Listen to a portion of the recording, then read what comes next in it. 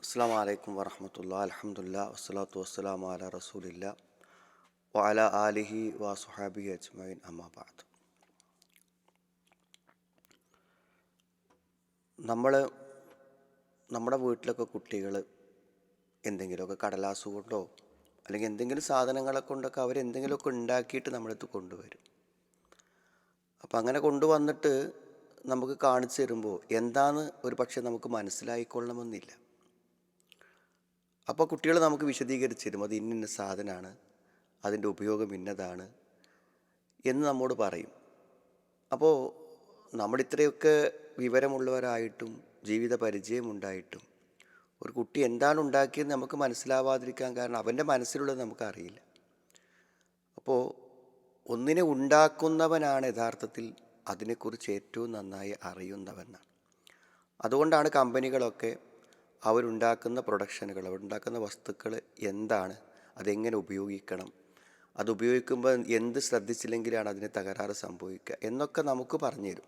ഞാൻ ഉദാഹരണം പറയാൻ കാരണം, നമ്മൾ വിശുദ്ധ ഖുർആനിൽ ആദ്യമായി ഇറങ്ങിയ സൂറത്തു അലക്ക് നമ്മൾ വായിക്കുമ്പോൾ ഇഖ്റ ബിസ്മി റബ്ബിക്കല്ലദീ ഖലഖ്, സൃഷ്ടിച്ചവനായ നിന്റെ രക്ഷിതാവിൻ്റെ നാമത്തിൽ നീ വായിക്കുക എന്നാണ്. ഖലഖൽ ഇൻസാന മിൻ അലക്ക്, മനുഷ്യനെ അവൻ ഭ്രൂണത്തിൽ നിന്ന് സൃഷ്ടിച്ചു എന്നാണ്. അപ്പോൾ ഇസ്ലാമികമായ ഈ സന്ദേശത്തിൻ്റെ പ്രവാചകത്വത്തിൻ്റെ ആരംഭഘട്ടത്തിലുള്ള ആദ്യത്തെ വചനങ്ങളാണിത്. അവിടെ പറയുന്നത് സൃഷ്ടിച്ചവനായ നാഥൻ്റെ നാമത്തിൽ നീ വായിക്കുക. അപ്പോൾ മനുഷ്യനെ അവൻ ഭ്രൂണത്തിൽ നിന്ന് സൃഷ്ടിച്ചു. അപ്പോൾ സൃഷ്ടിച്ച അള്ളാഹു, ആ അള്ളാഹുവിന് മനുഷ്യരോട് ചിലത് പറയാനുണ്ട്. ആ മനുഷ്യർക്ക് അവൻ നൽകുന്ന മാർഗദർശനങ്ങൾക്കാണ്, ഉപദേശ നിർദ്ദേശങ്ങൾക്കാണ് നമ്മൾ ഹുദ എന്ന് പറയുന്നത്. അത് പറയാൻ അള്ളാഹുവിന് അധികാരമുണ്ട്, അവകാശമുണ്ട്.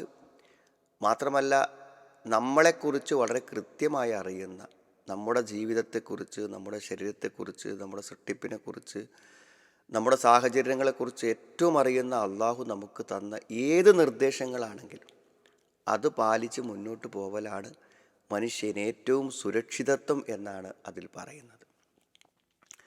പക്ഷെ മനുഷ്യൻ്റെ ഒരു സ്വഭാവ പ്രകൃതി എന്താണെന്ന് ചോദിച്ചാൽ, അവൻ അവൻ്റേതായ ചില വിജ്ഞാനങ്ങളും അറിവുകളും ചില യുക്തിബോധങ്ങളും ഉണ്ട്. അതുകൊണ്ട് തന്നെ എൻ്റെ അറിവ് അത് അന്യൂനമാണ്, ഇതനുസരിച്ച് പോയാൽ എനിക്കൊരു കുഴപ്പവും സംഭവിക്കില്ല എന്ന ഒരു ആത്മവിശ്വാസം, അതല്ലെങ്കിൽ ഒരു സ്വയം പര്യാപ്തതാ ബോധം, ഇതാണ് മനുഷ്യനെ എല്ലാ തെറ്റുകളിലേക്കും നയിക്കുന്നത്.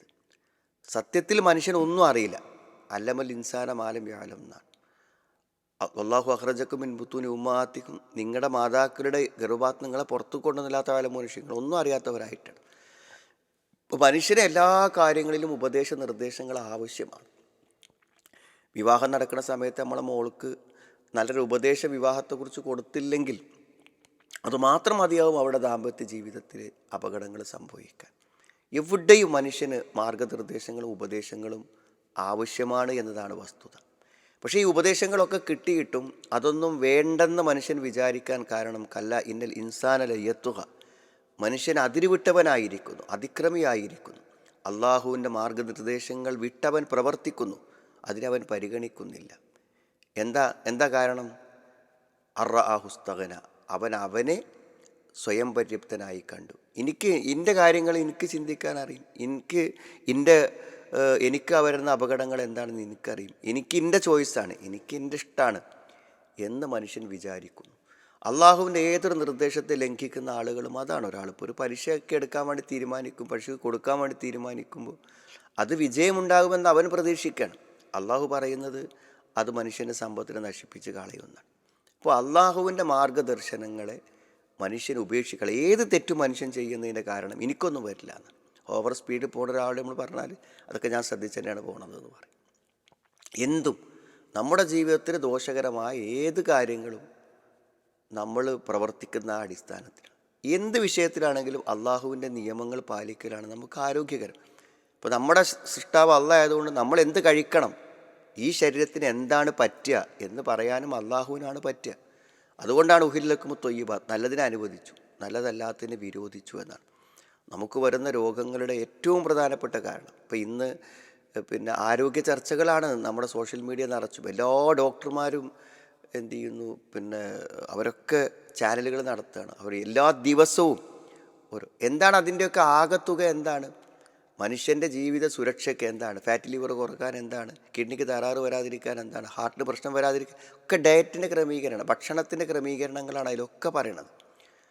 ആവശ്യമുള്ള ഭക്ഷണങ്ങൾ കഴിക്കുക, ആവശ്യമില്ലാത്ത ഭക്ഷണങ്ങൾ ഒഴിവാക്കുക എന്നല്ലേ പറഞ്ഞുകൊണ്ടിരിക്കുന്നത്. നമ്മൾ എവിടെയും മരുന്നിനേക്കാളും നമുക്ക് ഗുണകരമായത്, നമ്മുടെ ശരീരത്തിന് ഗുണകരമായത് ഇതൊക്കെയാണെന്ന് പറഞ്ഞു തരുന്നു. അപ്പോൾ സൃഷ്ടാവായ അള്ളാഹു A to Z, ഏറ്റവും ചെറിയ കാര്യം മുതൽ വലിയ കാര്യം വരെ അള്ളാഹു നമുക്ക് മാർഗ്ഗനിർദ്ദേശങ്ങൾ നൽകിയിട്ടുണ്ട്. അതിനാണ് നമ്മൾ ഹുദ എന്ന് പറയുന്നത്. അതിന് മനുഷ്യൻ തെറ്റിപ്പോകണമെന്ന് എനിക്കൊരു പ്രശ്നം വരില്ല എന്ന മനുഷ്യൻ്റെ ആ ഒരു ബോധമാണ് യഥാർത്ഥത്തിൽ അവനെ അപകടങ്ങളിലേക്ക് നയിക്കുന്നത്. അതുകൊണ്ട് നമ്മളെപ്പോഴും അള്ളാഹുവിൻ്റെ നിയമങ്ങൾക്ക് കീഴ്പ്പെട്ട് ജീവിക്കുവാനും അള്ളാഹുവിൻ്റെ നിർദ്ദേശങ്ങളെ പാലിക്കുവാനും നമ്മൾ തയ്യാറാവുക. അതാണ് ഇഹലോകത്തെയും പരലോകത്തെയും നമ്മുടെ രക്ഷയ്ക്ക് നിദാനം.